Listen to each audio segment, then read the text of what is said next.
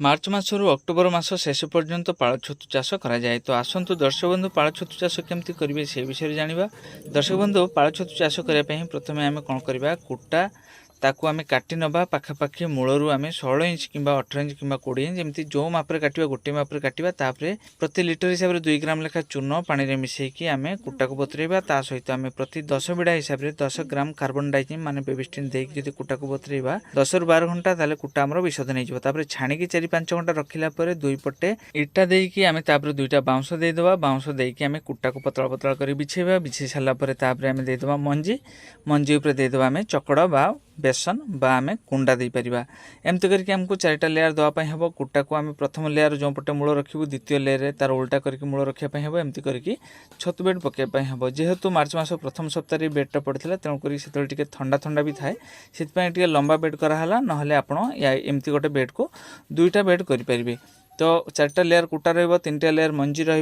शेष लेयर जो आम कुटा बिछेबा मंजी और बेसन जमी बाहर को देखा न जाए मंजी टिके भितर को देवाई हम चारिपटे आम अल्प अल्प करके देदेबा एवं शेष में आम कौन करा कुटा को 2 हाथ में चापिदेवा और 2 मुंड सामान कर सारा गोटे धला पॉलिथिन देकी एमती ढंकेकी 7 दिन पर आमको रखीदेवाई हम। मन रखिए छतु बेड खरार पकेबेनि छाई जगार पके गछ छाई कि घर भितर 7 दिन गलापर आम कौन करवा एमती धला पॉलिथिन जो ढंकेकी रखुलू एटा को खोलिया सका 9टा-10टा समय खोलिया हम उपरओली 3टा 3:30 पर्यंत खोला रत दिन पर छतु हवा पर्यंत आम एमती पॉलिथिन को खोलिकी रखा टिके टिके पवन लगे देले ये छतु कढ़ आसो देखिए ये सब बुढ़ियाणी जाल भाया सब फंगस माने माइसिलिन सब ग्रो कर तापर धीरे धीरे ये पिन हेड गुड़िक सब देखा या भितर जब कुटा सुखी जाए सुखिला सुखिला जना पड़े ताहले आम पानी स्प्रे करें एमती आम ढंके देवा माने उपरओली 4टा 4:30 बेलू एमती ढंके देवाई हम 11 ରୁ 15 किंबा 16 दिन भितर आम बेड गुड़ारे एमती सब छतु फुटीज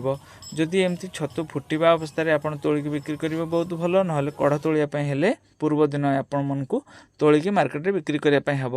दर्शक बंधु एमती करके आप छतु चाष करेंगे बहुत सुंदर बहुत सहज भाव में छतु चाष आपने करेंगे। जितेबाला आम पॉलिथिन खोलिकी रखुचु 7 दिन भितर आमर या पाखे कौन काम ना कि 7 दिन पर जो पॉलिथिन खोला होती कुटा सुखी जाए ताहले आम अल्प अल्प पानी स्प्रे कर मन रखिए अधिक पानी देवेनि अधिक पानी देले छतु बेड आमर खराब हो मंजी जो मैंने छतु चाष करते आखपाख अंचल से जोगाजोग करके आपण मैंने मंजी नहीं पारे ब्लॉक हॉर्टिकल्चर भी जोगाजोग करेंगे।